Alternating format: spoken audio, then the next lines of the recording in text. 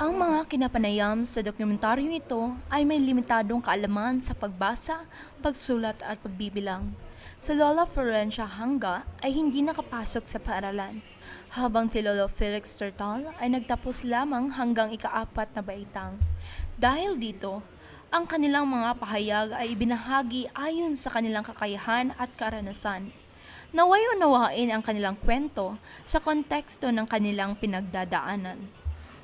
Sa isang liblib na bahagi ng lalawigan, may matandang mag-asawa na araw-araw nagsusumikap mabuhay. Wala silang luho at reklamo, basta may pagkain, bubong at magkasama. Sina Lolo Felix at Lola Florencia may 10 anak, pero wala ni isa ang tumutulong o bumibisita. Ni isang simpleng kamustahan ay wala. Araw-araw nilang nilalakbay ang mahigit 3 kilometro sa init o ulan para lang may maibang buhay. Ngunit ang pinakamalungkot sa lahat, ang kanilang tirahan ay halos hindi na matatawag na tahanan. Sa bawat pagdaan ng bagyo, nangangamba silang isang ihip lamang ng hangin ay maaaring magpatumba sa kanilang munting bahay.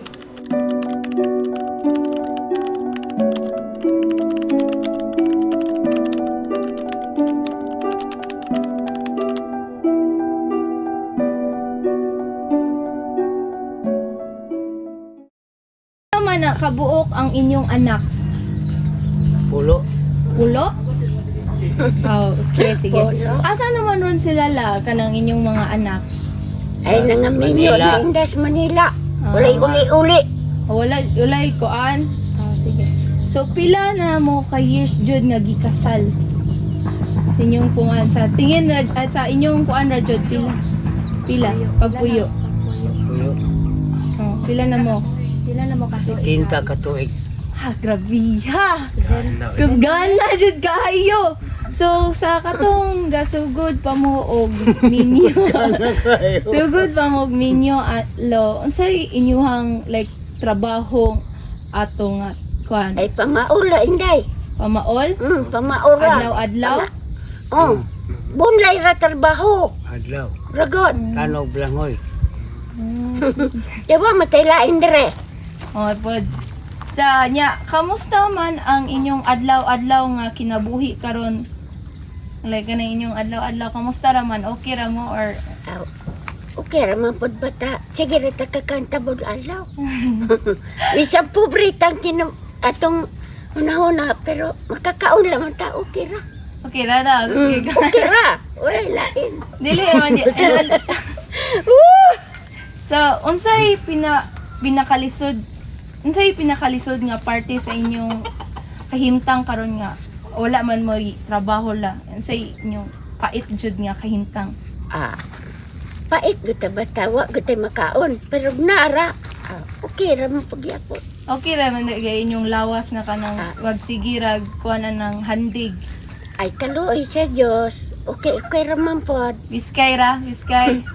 Daghan mo lagay. Mag-ampo gutang piskay ra na atong kalawasan. Dita mag-ampo kasi sakit kay may man mag-ampo ta kanang kapiskayan sa atong kinabuhi. Ya, sa kuan ninyo la kanang kuan kanang sa inyong pananom la naa jud may makuha na adlaw-adlaw wala. Na. Naagyod.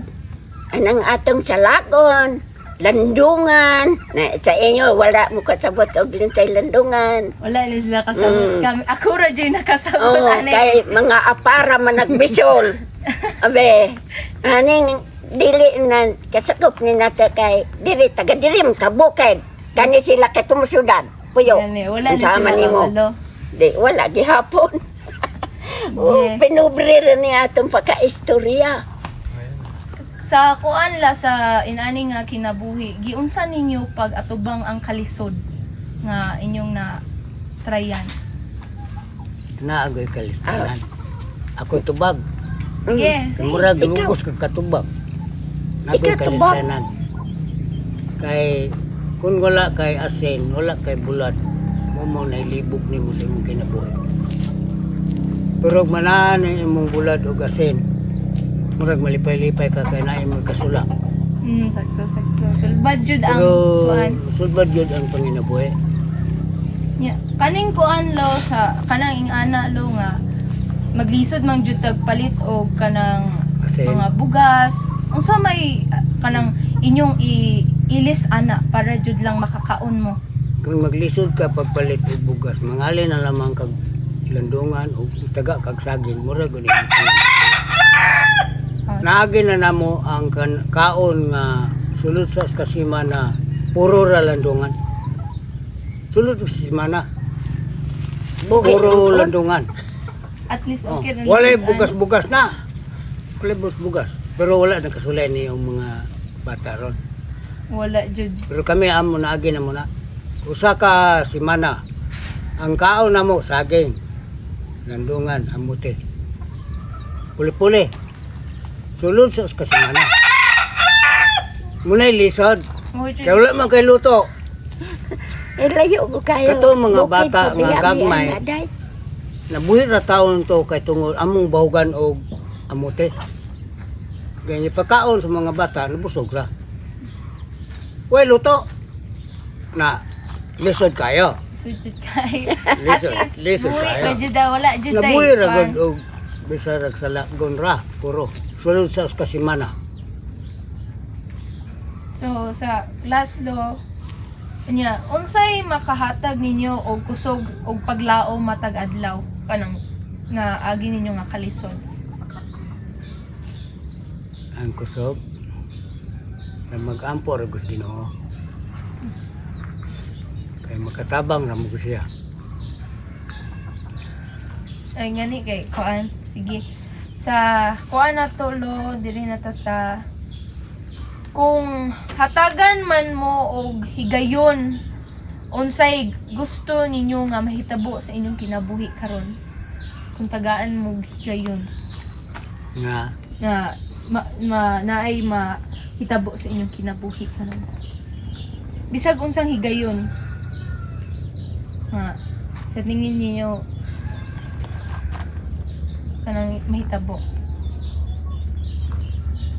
og magluya.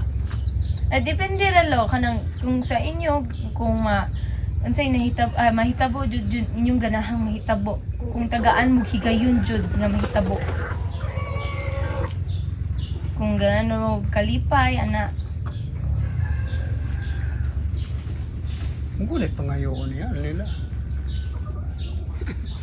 Kay mo ganay pangayon sa Ginoo. Kay para po ta madili may tabo. Alang-alang di ka mag-apos ginong tabangin ni diri pangutana Tabangin mi ba? namatay niya sa. Pangutana nila yung kuan ka na usay gusto niyo mahitabo nga madawat ninyo nga para kaayuhan ninyo nga karong kung tagaan mo higayunan ba usay gusto ninyo nga mausab sa inyong kinabuhi nga gikan sa kalisod magsige ra ba mo ingon ana nga magkalisod og gyapon o kanang nagpaingon na ta sa kagulangon ang gusto ninyo nga mamaayo ang inyong nga sitwasyon ba kung ana unsa inyong gusto nga kuan Dako po kayo mangayo atong gusto. ang kahigayunan na ana mo imong hatag yo kanang yun ana ba tagantas Ginoo unsay para nato nga maayo ang ato ang kahimta Oo. And ana ragod basta mag-ayo rin ng atong kinabuhi na to. Dako kalipay og tagaan ta sa Ug nay Ay, mohatag dako, na to, mahimo. malipay gutag dako kay na may nihatag na to. Ag Pero- mawala pod, okay ra gyapon. walay mo hatag Mm. mag-antos sa Gus kalisod. so last na nga question una to so ang last na kita mo kuan last yung last na nga question na Hello, Nay. Unsa inyo mensahe para sa mga batan-on nga makakita sa inyong storya? Unsa inyong ganahan ipaingon nila? pahimangno Kay magno. sa inyo ipahimangno nila Oo. ang akong ipahimaglo ni mo dong nga magbinuot ko mo sa inyong paglakaw-lakaw. O karon pag ampo mo sa Ginoo nga dili po mo madisgrasya. Habang maraming anak ang nakakalimot, may mga magulang pa rin patuloy na nagsusumikap at hindi sumusuko. Habang marami ang lumilisan, may mag-asawang matanda pa rin naninindigan sa pagmamahalan at pagtitiis. Kung kaya nating tumulong sa mga taong malayo sa atin, sana'y matutunan din nating kumustahin at pahalagahan ang mga iniwang malapit sa puso. Sa kabila ng lahat ng ito, hindi sila humihingi ng awa. Hindi sila naghahangad ng karangyaan. Ang tanging nais nila ay mabuhay ng payapa at magkasama. Hindi sila mayaman sa material na bagay, ngunit hitik sa pagmamahalan ang bawat araw na kanilang pinagdadaanan. May halakhak sa kabila ng pagod at may pag-asa sa kabila ng kawalan.